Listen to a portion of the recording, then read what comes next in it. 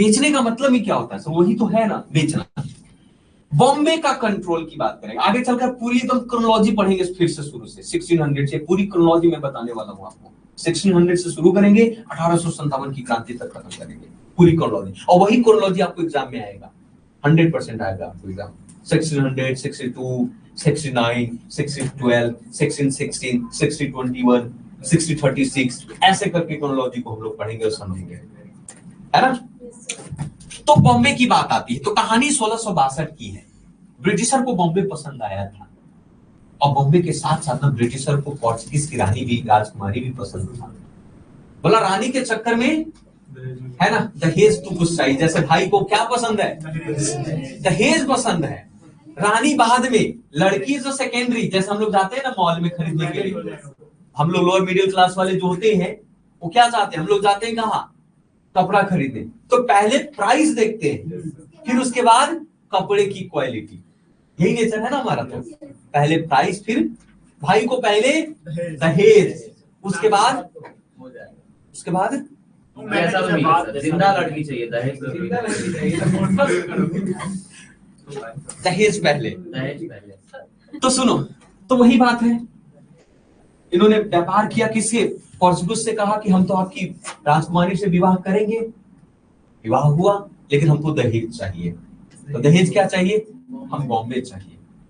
बोला दहेज में, बोला कि ठीक है, क्योंकि बॉम्बे प्राप्त करना था, सामचंद भेंट सबसे बॉम्बे चाहिए था। दहेज में बॉम्बे उसको मिल जाता है। फाउंडर बोला कि कौन थे फाउंडर? ये ग्रेनेड आपके जो भी थे, है ना। अब ये फाउंड तो कर दिया, लेकिन दहेज अब किसको मिल गया? इनको। अब इसका कंट्रोल किसका? ब्रिटिशर का कंट्रोल हो गया। किस पे?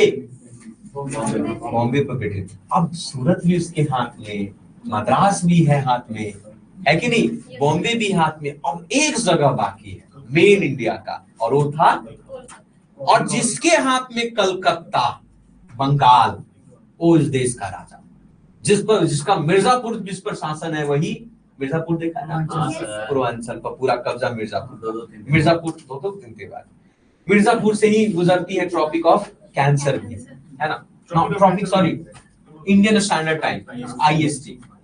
ठीक है, तो यही पर मद्रास में भी देखोगे कि फोर्ट सेंट जॉर्ज के रिप्लेस मसूलीपट्टनम को उसने हेडक्वार्टर बना दिया, साउथ इंडिया का हेडक्वार्टर बना दिया। 3 प्रेसिडेंसी बन गए। 3 प्रेसिडेंसी कौन था सर? बॉम्बे, मद्रास, कलकत्ता। हालांकि यही तीनों प्रेसिडेंसी पर आगे चलकर क्या बनेगा? आगे चलकर 3 महत्वपूर्ण बैंकों की स्थापना भारत के अंदर में होगी। यही 3 प्रेसिडेंसी पर पहला बैंक ऑफ बॉम्बे बनेगा, बंगाल, बैंक ऑफ बंगाल। कहां बैंक ऑफ बंगाल? कब सर? 1806 में आगे चलकर बनेगा आपका। वही आगे चलकर क्या बनेगा? बैंक ऑफ मद्रास, फिर बैंक ऑफ बॉम्बे, है ना, 1840 और शायद 1843 में, है ना। ये तीनों प्रेसिडेंट, तो 3 प्रेसिडेंट ही उस समय थे। पहला प्रेसिडेंसी कौन? बंगाल, दूसरा मद्रास, और तीसरा बॉम्बे। बॉम्बे पर कब्जा किसका? ब्रिटिशर का। सूरत पर भी, सॉरी, ये पर भी। अब बंगाल की बात, ये आगे चलकर 3 बैंक की स्थापना होगी सर, और यही तीनों बैंक 1921 में आपस में मिलता है, मर्ज होता है, और मर्ज होने के बाद कौन सा बैंक बनेगा? इंपीरियल बैंक ऑफ इंडिया बनेगा। और यही इंपीरियल बैंक जो भारत देश आजाद होगा और इसका राष्ट्रीयकरण किया जाएगा, और राष्ट्रीयकरण करने के बाद इसका नाम दिया जाएगा, जिसका नाम है SBI, state bank of India, जो भारत का सबसे बड़ा बैंक है।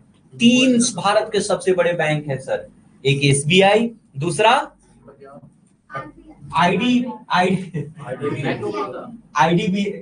IDFC, और तीसरा ICIC। 3 सबसे बैंक बड़े, और ये तीनों बैंक भारत, HDFC, बिल्कुल, सॉरी, HDFC, ICIC और SBI, 3 भारत के सबसे प्रमुख बैंक है, बड़े बैंक है, जिनके पास भारत की 2% से भी ज्यादा की GDP है। जो भारत की GDP है ना, उस GDP का 2% से भी ज्यादा एसेट इन तीनों के बात है। इसीलिए दी इंपॉर्टेंट, सिस्टमैटिकली इंपॉर्टेंट बैंक इनको कहा जाता है ना, बैंक कहा जाता है, क्योंकि ये बैंक डूब गई तो भारत का समझो कि GDP नीचे चला जाएगा पूरी तरीके से। क्लियर है? तो इस बेस के आधार पर हमने बात की। अब 3 प्रेसिडेंसी बैंक आपको 3 प्रेसिडेंट्स हो गए, बॉम्बे, मद्रास और कलकत्ता, और इस तरीके से इस बेसिस के आधार पर आएगा। अब मिशन कहां जाना चाहिए सर? कलकत्ता की तरफ। कलकत्ता, अब कलकत्ता के लिए एक मिशन की बनाया जाता है और उस मिशन का नाम होता है जिसको बोलते हैं नॉरिस मिशन। क्योंकि कलकत्ता पर कब्जा चाहिए ना, बंगाल पर तो होना चाहिए, क्योंकि जिस बंगाल सबसे महत्वपूर्ण, सबसे धनी है। सबसे धनी के पीछे कारण क्या है सर? माइंस बंगाल में, क्योंकि बिहार, उड़ीसा, झारखंड, बंगाल, असम, ये सब बंगाल का पार्ट है। सारे माइंस बंगाल में, सारे ट्रांसपोर्टेशन से लेकर व्यापार बंगाल में। बंगाल सबसे बड़ी प्रेसिडेंसी उस जमाने की थी, एग्रीकल्चर से लेकर फर्टिलिटी से लेकर हर चीज में। तो एक मिशन बनाया जाता और मिशन का नाम था Norris mission. Williams third England के राजा हुआ करते थे, उन्होंने एक कंपनी बनाई 1698 में ट्रेडिंग के लिए। सर विलियम नॉरिस को बनाया गया एज ए इंग्लिश के एम्बेसडर, राजदूत के तौर पर भेजा जाता है। और उस समय शासन में औरंगजेब था। औरंगजेब दिल्ली की गद्दी पर बैठा हुआ था। दिल्ली की गद्दी पर जब औरंगजेब बैठा हुआ था तो औरंगजेब से कहा जाता कि प्रभु आप ही सब कुछ है, आप कंसेशन दे दो, व्यापार को बढ़ाना है, आगे ले चलना है, तो कहीं ना कहीं को फोर्ट तो बनाना पड़ेगा, किला तो बनाना पड़ेगा। और किला में जिस प्रकार से लोग लूट लेते हैं और लोकल राजा जो है आक्रमण करवा देता है, तो किला बनेगा तो क्या भी होगा? स्टैंडिंग आर्मी भी होगी। तब क्या होता है कि 1698 में, और भी इसके पीछे कहानी है, मैं बताऊंगा थोड़ा सा आगे चलकर, अभी उसको नहीं बता रहा हूं मैं आपको, कि औरंगजेब कहता है कि ठीक है, उसको एक 3 गांव देता है बंगाल में, और तीनों गांव की जमींदारी सिस्टम किसको दे दी? ब्रिटिशर ईस्ट इंडिया कंपनी को। और ये 3 गांव कौन कौन से? सुतनौती और गोविंदपुर और कलिकत्ता। और यही कलिकत्ता आगे चलकर क्या बनेगा? कोलकाता बनेगा, कलकत्ता बनेगा। क्या बनेगा? कलकत्ता, जो आज के तौर पर क्या है? कैलकटा। उस समय कैलकटा था, आज क्या है? वो कोलकाता है आज वहां का। यही तीनों गांव, हालांकि इन तीनों गांव में ये विलियम्स, जो विलियम्स, ये देखो, ये विलियम्स की बात कर रहा हूं, ये विलियम्स की बात कर रहा हूं, इसी के राजा के नाम पर, विलियम्स थर्ड के राजा के नाम पर 1700 में आप देखोगे एक फोर्ट की स्थापना होती है जिसका नाम था फोर्ट विलियम। फोर्ट विलियम राजा का मन था, फोर्ट विलियम को बनाने वाले लोगों को, किसको? ताजमहल की तरह बनाए। ताज, आप देखिएगा फोर्ट विलियम का जो स्ट्रक्चर है, फोर्ट विलियम का जो स्ट्रक्चर है वो ताजमहल की तरह है, आप ध्यान से उसको देखिएगा। लेकिन उसको बनाने में बहुत पैसे खर्च हो रहे थे, बहुत बड़ी खजाना खत्म हो रही थी। फिर बाद में क्या किया कि चारों तरफ बगीचा लगा दिया। फोर्ट विलियम के आसपास जाकर देखिए आप, बहुत सारी बगीचाएं आपको मिलेंगी, है ना। तो फोर्ट विलियम की स्थापना आपको कहां में हो जाती है? कलकत्ता। और फोर्ट विलियम जब बनेगा तो प्रॉपर तरीके से आर्मी रखे गए, और आर्मी के साथ साथ आगे चलकर यहां पर फोर्ट विलियम 17 में अब शुरुआत होगा, क्योंकि 1700 आते आते 1707 में आप देखोगे कि औरंगजेब की मृत्यु हो जाएगी। अब जब 1707 में औरंगजेब की मृत्यु होती है तो सबसे ज्यादा अगर उसके मरने से कोई खुश था तो कौन? ब्रिटिशर था, क्योंकि औरंगजेब, जहांगीर और शाहजहां ये सब ब्रिटिशर को एक्सपेंडेशन में हर्डल क्रिएट कर रहे थे। अब यहां से मुगल क्या होगा?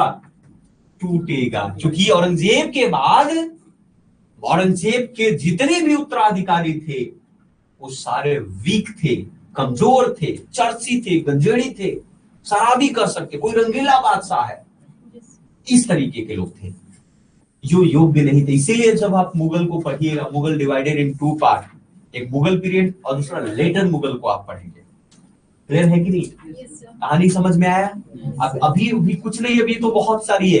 तो मान लिया कि यहां तक शुरू कर 1600 ईस्वी में कौन? क्या ब्रिटिश ईस्ट इंडिया कंपनी की स्थापना हुई? किसके द्वारा किया गया? मर्चेंट ऑफ एडवेंचर के द्वारा किया जाता है, मर्चेंट ऑफ एडवेंचर के द्वारा। फिर बताइए कौन आया? विलियम्स। हॉकिंस की बात करते हैं, कैप्टन हॉकिंस, लेकिन कैप्टन हॉकिंस को परमिशन नहीं मिलेगा। फिर कैप्टन हॉकिंस के बाद थॉमस बेस, थॉमस बेस के बाद थॉमस रॉय। थॉमस पहली कंपनी की स्थापना कहाँ कब हुई? 1612 में सूरत की स्थापना हुई, सूरत को हुई। फिर उसके बाद 1616 में दूसरी कंपनी कहाँ? मसूलीपट्टनम में। उसके बाद थॉमस रॉय जो है किससे? जहांगीर से परमिशन लेगा, बाकी के अन्य जगहों पर कंपनी कहाँ? आगरा, बारूच, अहमदाबाद, है ना, इन सभी जगहों पर स्थापना होगा। फिर गोलकोंडा से गोल्डन फरमान जारी होगा, और फरमान जारी होने के बाद बाकी के अन्य जगहों पर, और फिर आप देखोगे कि बॉम्बे उसको क्या मिलेगा, दहेज में मिलेगा। फिर आप देखेंगे 3 प्रेसिडेंसी की स्थापना होगी, और फिर आगे चलते चलते धीरे धीरे आप देखेंगे कि 98 में आपके 3 मिलेंगे। कौन कौन से? सुतनौती, गोविंदपुर और कैलीकटा, जो कि एक साल को सिर्फ 1200 रुपया एनुअल पेमेंट के बेस के आधार पर उनको मिलता है। और फिर धीरे धीरे 1700 में फोर्ट विलियम, 1707 में औरंगजेब की मृत्यु, और गद्दी पर बैठेगा फर्रुखसियार। और जब फर्रुखसियार गद्दी पर बैठेगा तो अंग्रेजों का बल्ले बल्ले आपको दिखेगा। अंग्रेज जो है उससे दस्तक लेगा। तो पूरी कहानी जो है इस बेस के आधार पर हम लोग समझेंगे। आगे की कहानी जो है पढ़ते हैं, कल में। क्लियर है? याद रहेगा पूरी तरीके से? एग्जाम फोकस करना है सर। क्या करना है? एग्जाम पे फोकस करो। आप अभी डाइवर्ट मत हो। मैं आप लोगों से रिक्वेस्ट करूंगा, गुजारिश करूंगा कि अगर आप चाहते हो कि अपनी एग्जाम क्वालिफाई हो, तो आपको बाहर की दुनिया से थोड़ा आपको अलग रखना पड़ेगा। आपको कंजर्व करके रखना पड़ेगा। जब तक आप कंजर्व नहीं होंगे ना, आपको सफलता नहीं मिलेगा। आप समझ रहे हैं हमारी बात को? मैं क्या करना चाहता हूँ, इसलिए मैं आपको कहूंगा कि आप अवॉइड, बच के रहो। किससे बचना है? बाहर के वातावरण से बचना है।